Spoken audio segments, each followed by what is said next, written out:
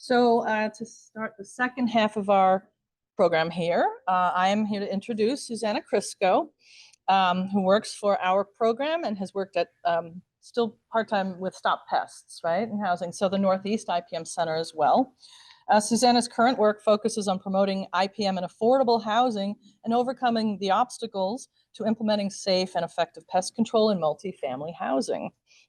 She provides training and recommendations, consultations, site visits, and resources for housing professionals and their residents. Susannah brings with her 10 years of experience managing StopPests in housing. That program, which is a national HUD-funded program developed to provide IPM education and resources to federally funded housing providers. In her free time, Susannah raises kids, chickens, pets, flowers, vegetables, and conducts her own pest control in her 280-year-old farmhouse. Wow. So welcome, Susannah. That farmhouse. Yeah, so I will pass the little torch. Hi, everyone. So thanks again for inviting me, guys. And I was thrilled to talk about something other than cockroaches, bed bugs, and rodents for once, but I really had to dig deep into my prior to StopPests, I was the Master Gardener Coordinator for Tioga County Cooperative Extension. And like Barb said, all the questions were related to, a lot of the questions are related to indoor pests. So even if we were the Master Gardener program doing, horticulture, we were still getting those indoor pests. So I drew from my experience back then, but if anybody has to add anything, if things have changed or you know of a new technique or anything, please chime in. And I also have a space at the end, hopefully, to hear from you what IPM success stories you have had with these second story pests. So think about that as we go through, if you have any experiences you would like to share.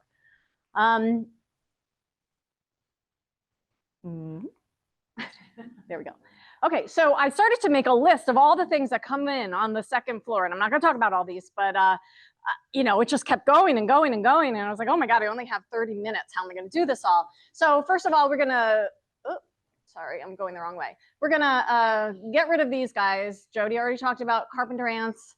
Termites are a whole nother story, and honeybees. All of those are either talked about or kind of complex issues that you probably need to call a professional about if you have them in your home, right? So I'm going to focus on these guys. Oop, back. It's a little delayed, the clicker.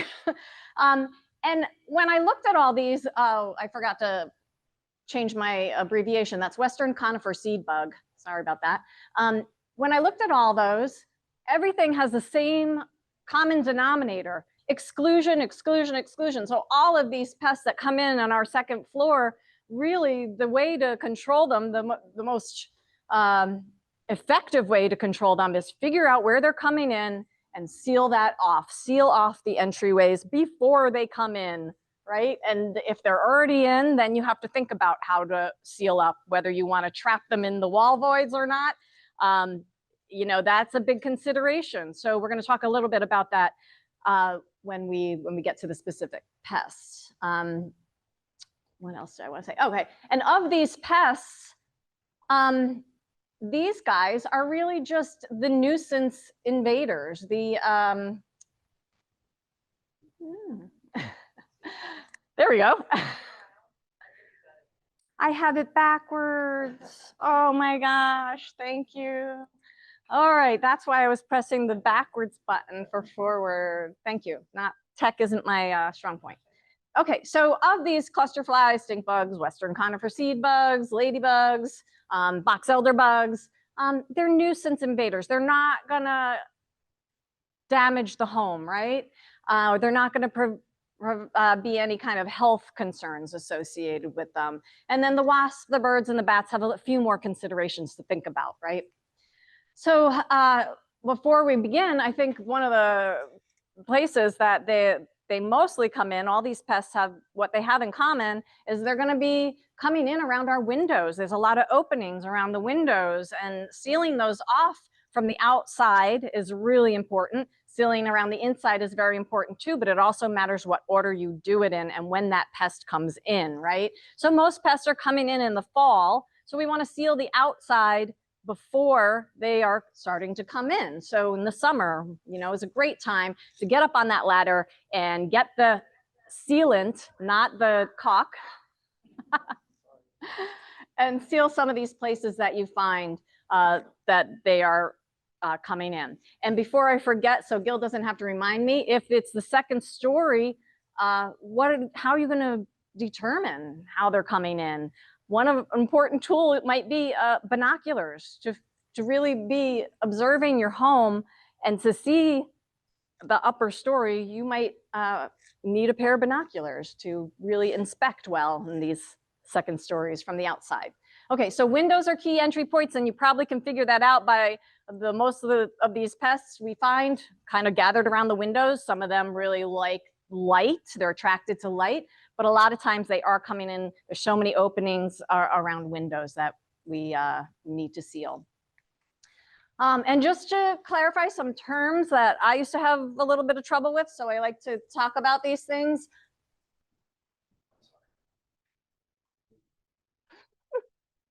Okay, so the eaves, like Matt's diagram was really helpful to understand that is an open area. The eaves go into your attic, and pests can have access to your attic through the eaves. And that's why we have the soffit, is the panels that protect the eaves, and they sometimes have ventilation. And then the fascia is that board, either metal or wood, that goes along, that's right under the roof, right? So that's where we have issues with woodpeckers maybe banging on the fascia. Wood fascia can degrade over time, and allow pests to come in. But this is another weak point. So the windows and the soffit and the eaves are really common places we want to inspect and understand where the gaps are, where the pests are going in and out. So let's get right into it. Our brown marmorated stink bug. Are we still getting calls, Master Gardeners, about brown marmorated stink bugs coming in? Yeah. They will not reproduce inside structures. So that's, that doesn't always calm down somebody who's freaking out about stink bugs in their home. But at least we can try to reassure people they're not going to damage your home, and they're not reproducing inside. Some people do have an allergic reaction, so can't be dismissive of these things when people say, no, I'm allergic to stink bugs. Some people are. People who are allergic to cockroaches and other bugs often have an allergic reaction to stink bugs when they're building up to levels in your home and then getting crushed and into the dust, that you can have an allergic reaction. They will damage plants outdoors. Anybody who's grown tomatoes, the stink bug, the signature of the stink bug with their little pointy nose sucking the juice out of your tomatoes and leaving that spot, leaving your tomatoes with these, gross areas and allowing like other diseases to come in. We don't like them in the garden that much, but we can control them in the garden. They are smelly. That's where they get their name. So we always say indoors, we want to vacuum up the pests that we see. When we can, we want to use a vacuum, but that's something you have to consider. It's going to smell, as they get crushed up, as they get threatened, they will emit this odor. So what we want to do is seal up before they come in. And again, why are they in some homes and not in other homes? Do we know? I'm asking you guys.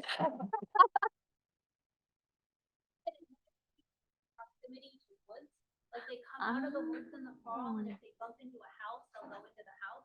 Okay, and that is I like that. I think it also has to do with the side of the house that gets the most sun, right? They're looking for somewhere warm to spend the winter. So a house with a south-facing wall is going to be attractive to them. And then, I don't know, maybe white houses, maybe there's a color preference. They think it looks like a cave or something. I don't know. But the key is they want to get in for the winter. They want to overwinter in your home. So we want to seal it up before they come in. What about dusting the wall voids? Well, we have them in the wall voids. Maybe I don't know, this is, if you have enough of them in the wall voids, if this makes sense, You might think about dust, but then you have to consider if you're killing anything in your wall voids, there's going to be a secondary pest. There's going to be a dead insect in your wall voids, and that's going to invite secondary pests to come in. So maybe not the best control. And insecticides have really limited efficacy. There's not really a lot of options here for insecticides, especially when they're on the outside of the house. Any kind of pesticide sprayed outside is going to have a limited residual, right? It's going to maybe kill the ones that you hit, but it's not going to give you lasting control. The only lasting control you're going to get is through, you know, sealing them out. And anybody else have any thoughts on stink bugs? So what I think it's important to discourage people and to let people know that insecticides probably aren't the answer. They're going to come in, you kill the few that are there, there'll probably be more to replace them tomorrow. Has anyone tried the light and soapy water traps? So there is, sounds a little complicated. I don't know how you'd set it up in your house, but you can put a tray of water and a light over it. They're attracted to the light. They drop into the soapy water. Western conifer seed bugs, kind of the same thing. They're related. They're both hemipteras. They're annoying home invaders. They're not going to reproduce. They're not going to cause structural damage.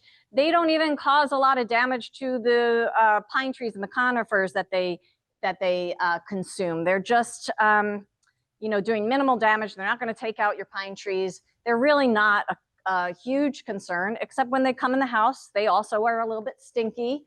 They're going to overwinter in the wall voids, and then they start to emerge on the warm days. You might see them February on a sunny day, March on a sunny day, and they start to come out, and they've actually gotten confused. They probably want to be outside, but they're just going to follow, you know, their path, the easiest path of least resistance. And if that ends up inside your home, it's kind of incidental. They're not trying to get in.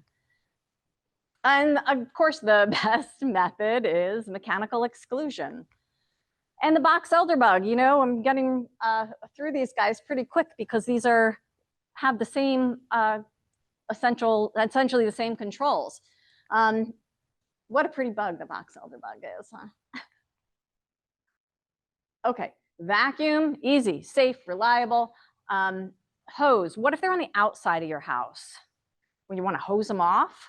Maybe, maybe not. I think if you're going to use a hose, you might knock them down off the outside of your house, but you also have to be concerned you're going to get moisture behind your siding and create more problems for yourself. So if a hose is used probably on a hot, dry day would be best, and know your siding, right? If your siding, like mine, has a lot of openings and holes in it and it's old, you might do some damage. Removing the box elder tree is not really recommended because their host is also maples. So, or the box elder tree might not even be on your property, and you might have a neighbor with a box elder tree, and you know, you can do nothing about that. Or the person you're helping has a neighbor with a box elder tree. You really can't remove that tree, right? So it's best to understand that it's probably not going to be a end-all be-all solution.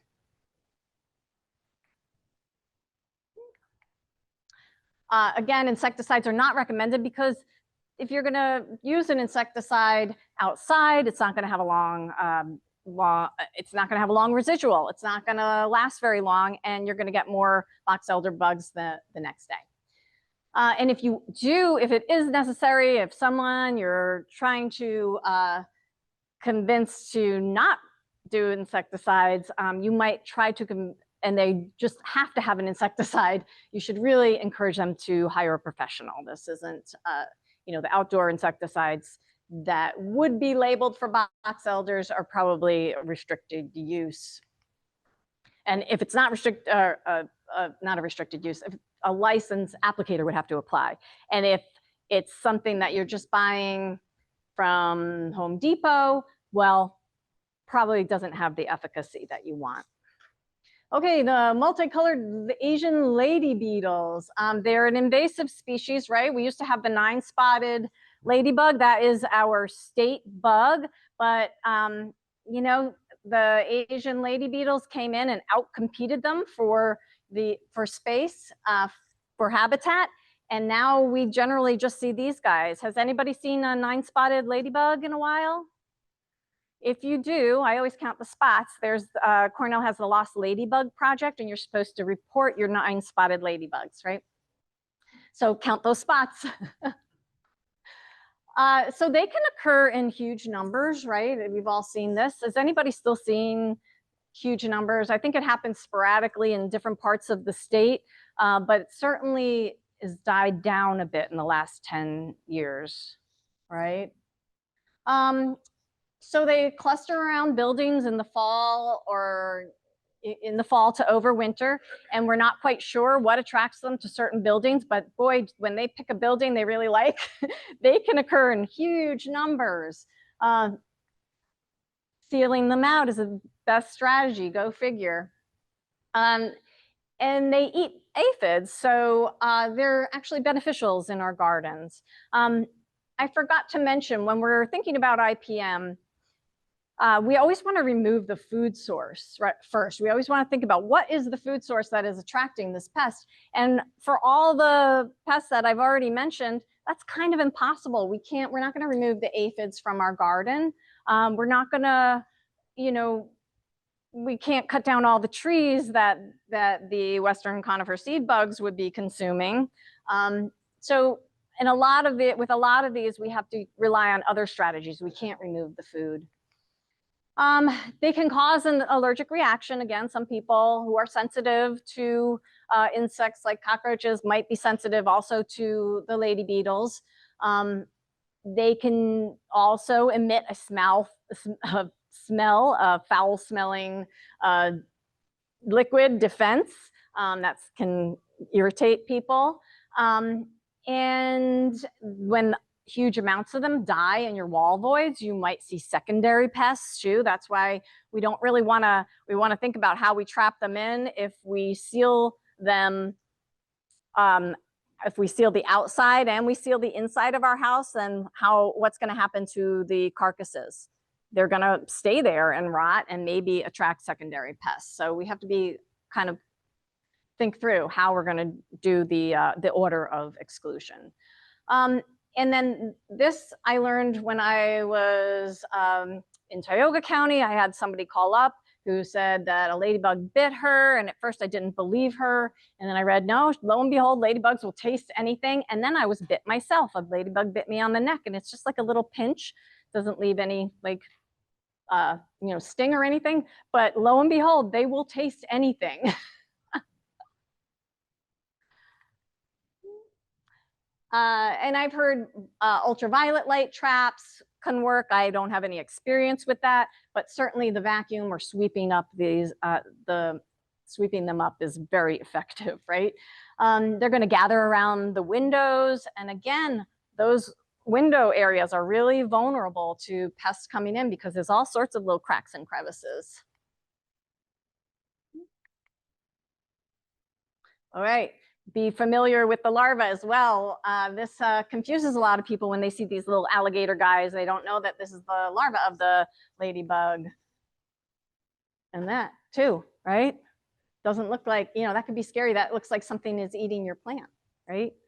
I've had to calm a few people down about that. All right, my favorite, cluster flies. As I was doing the research on this, I realized I learned something new about cluster flies. They like hilltop houses, and that's exactly what I have. So it must be something like about the soil drainage, or I don't know. They found that more houses that are on hilltops will get cluster flies. Okay, so what's the difference between a cluster fly and a house fly? Let's look at this. The cluster fly is really an overwintering nuisance, right? They're the same as the bugs that we've already talked about. They just want a place to spend the winter. They're sluggish. Yeah, this is how we tell the difference between a cluster fly and a house fly. They're slow. They're just going to be around the windows, kind of plopping around. Whereas the housefly is very zippy, and they make a sound like you'll know when a housefly is in the room with you because they're going zzz, zzz, zzz. The adults actually eat flower nectar. Oh, how sweet. So again, we can't eliminate the food. Their maggots eat earthworms. So again, we can't eliminate the food, but yeah, so that's a challenge. The best way to keep them out, seal the interior first so they're not going to end up coming through into the interior. If you have to do one thing and you're seeing, you know, cluster flies coming in, seal the interior first, and then, you know, in the summer, try to get the exterior sealed. Seal the interior, then the exterior. Light traps again will work. Vacuum or even fly tape in your windows. The housefly is more of a warm weather invader, right? They're the ones we're seeing now coming in, zipping around. And they're attracted to our food and garbage. So this is the one pest I can talk about that we can really do eliminate the food on. So where's our food and our garbage in our kitchen? So if we have food out, compost out, food in the drain, anywhere there's food, the flies could be attracted to it. So covering our garbage, taking the garbage out, really helps to not attract them in.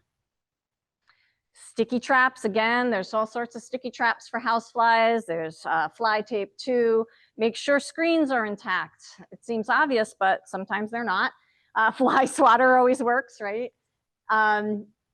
And the traps, I'm gonna show you the one that, I'm gonna show you one of those next. And fly tape, it's gross. I don't think we want fly tape in most of our windows, but it does work if you put it near a window or near the source.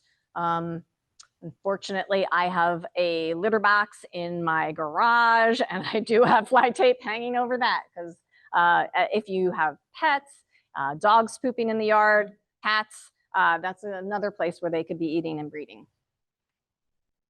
And light traps work as well. Well, light traps we see like in industrial and restaurant kitchens too. So I'm not promoting this one brand, but they had this nice picture with, so I included it. And with the note that you should hang these traps about 20 feet from your outdoor living space. So I use a similar trap. I have chickens as well. So these, I have a huge fly problem. So I hang these traps up and within days they're filled. They don't smell great. Their flies are attracted again to garbage and rotting things. So the attractant in them isn't exactly something you want to have near your picnic, but they do work and they get loaded with these flies and they fly in and they can't get out. I'm not going to talk about wasps and paper wasps because Joellen's going to cover that, but I do want to talk about them in reference to if they are nesting in your wall voids or your attic. There's a couple more considerations. So we've been seeing yellow jacket overwintering queens a lot, and I actually found 2 in my house. Thought they were hornets, they were so big, and Jody had to tell me that no, I actually had a yellow jacket queen. So I'm glad that those guys were removed because I don't want a yellow jacket nest anywhere inside my home. The yellow jackets have the paper nests underground normally or hollow trees, but occasionally they will find their way into wall voids and attics. And they can have up to thousands in their colonies. And again, they're attracted to our picnics, our food, so we can't really eliminate that. Paper wasps eat insects. I don't want to cover this because Joellen's gonna, we all, the thing that's important that we know if they're nesting somewhere in our homes or in our wall voids or in our attic, that scent is there for them to come back the next year. So that nest should be removed. All right, I mentioned that, the queens overwinter. You don't want to close a colony into a wall void. You may need to get a professional's help. If you are closing anything into a wall void, they're probably going to find their way through and come into the house. You could use a vacuum. Again, it's a stinging insect, so you want to be very careful with these things and recommend hiring a professional And if insecticides are used at all, we want to follow the label. And I'm sure we're going to get more information about yellow jackets and wasps from Joellen, so I'm just breezing through them.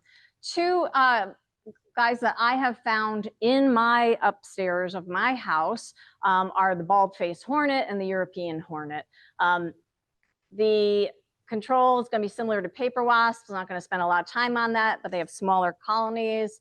The European hornet, that's the one that gets into the wall voids and can be a big problem. They're insect eaters, so can we eliminate the food? No, we can't. They can have really large colonies, and imagine a large colony of European hornets in your home, and as they emerge on a warm day, they're going to go whatever way is the easiest, and that often is into your home.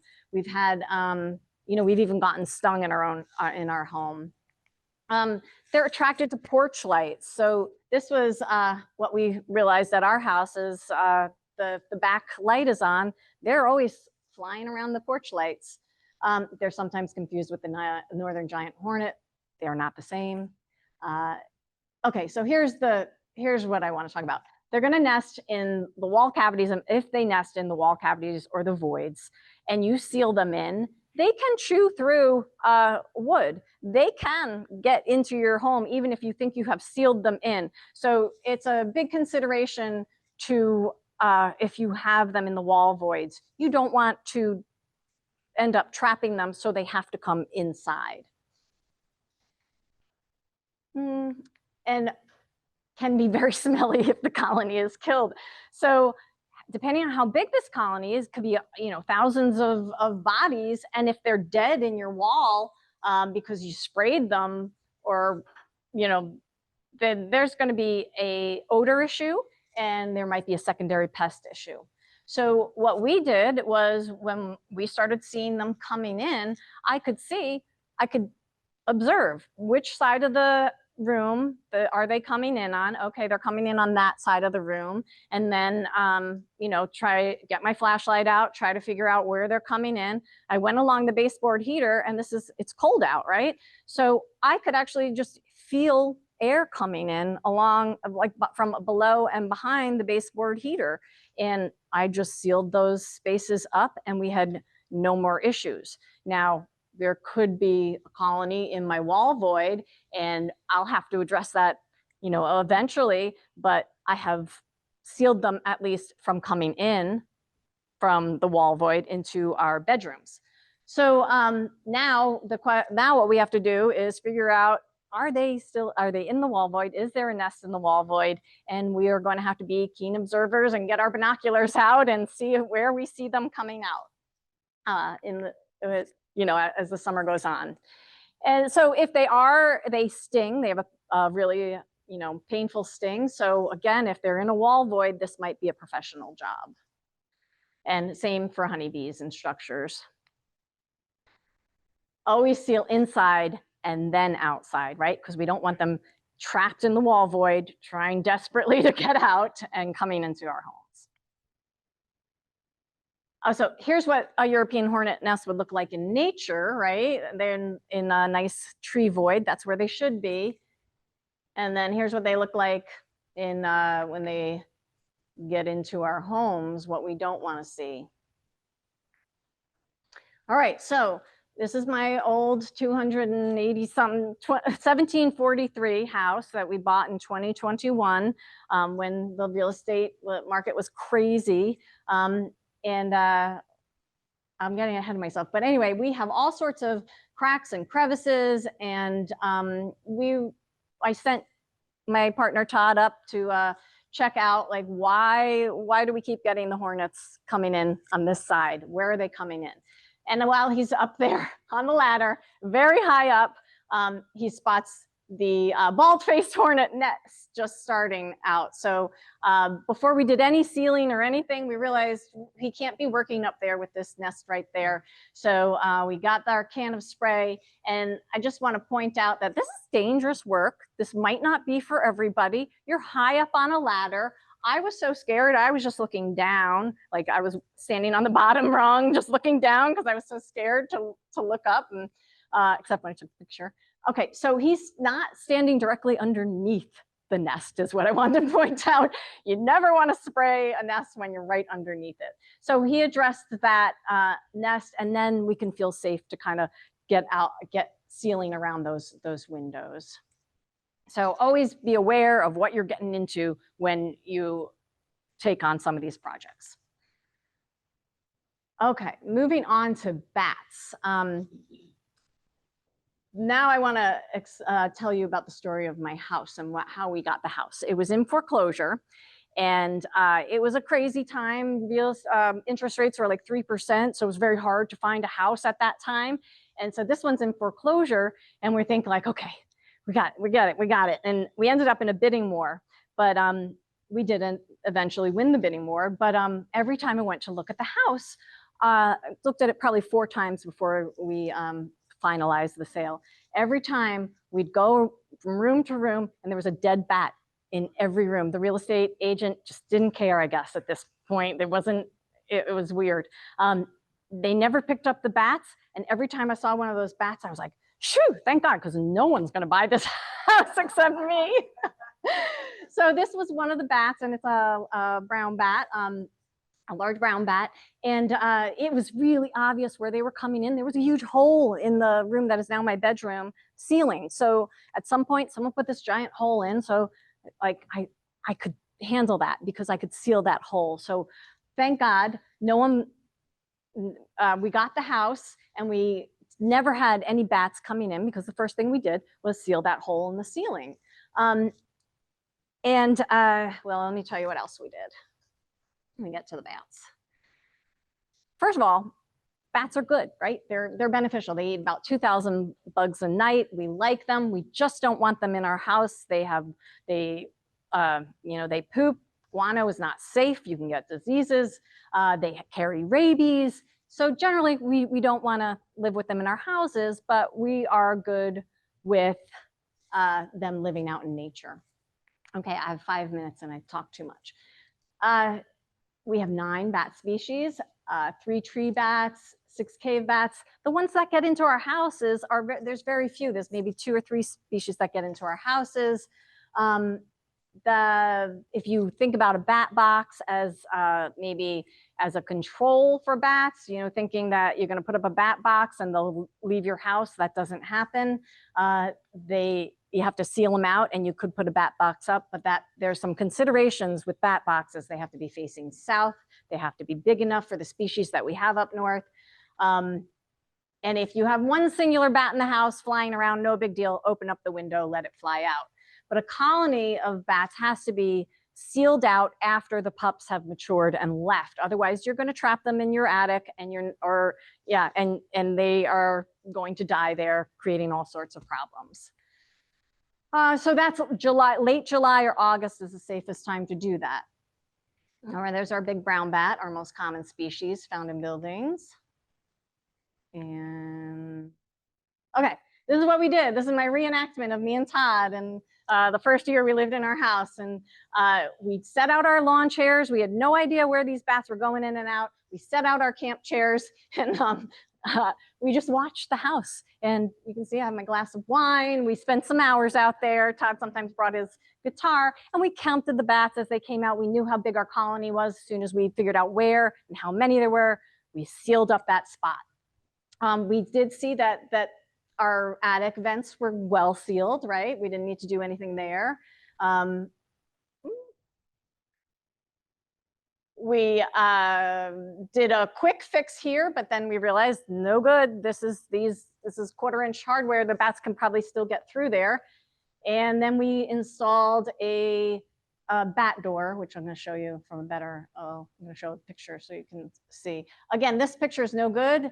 The way they installed the picture, the white bat door. But anyway, the concept is the bats can sense that opening by the airflow. And if they come out, you install this at night after they've come out. If they've come out, they're going to go up to the top part where they got in, looking for their way back in, and not be able to get back in through the chute. And here's some DIY things you can do before you're sealing it. You want to make sure the bats are out You can just use screening material. You want to leave it, you can't use plastic because that will cut off the airflow, but the screen material lets the airflow and they'll keep going through, and they will try to keep going in the opening that they used to get in through, so they can come out, but they can't get back in. And I just will breeze through birds really quickly because I ran out of time, but these are a concern if they're nesting on your house or getting into your house. You need to seal them up because birds can spread disease. They have allergens, bacteria, avian mites, fleas, swallow bugs, all sorts of fun stuff we don't really want to be living with. And the droppings are corrosive. Okay, so there's all sorts of solutions out there. I would encourage you all to check it out. There's ways that you can modify the environment to make it less appealing for birds. There's all sorts of products that deter them from landing on things. And you can even do DIY stuff. You can spray them with hoses. The scare tactics, just be warned that they get used to anything. So whatever scare tactic you're using, like these tapes, should always be moving. And always changed up because they can get used to anything. And I think I'm going to skip this. This is controversial. Don't use sticky gel repellents, and noise things don't work. And that's it. Whew.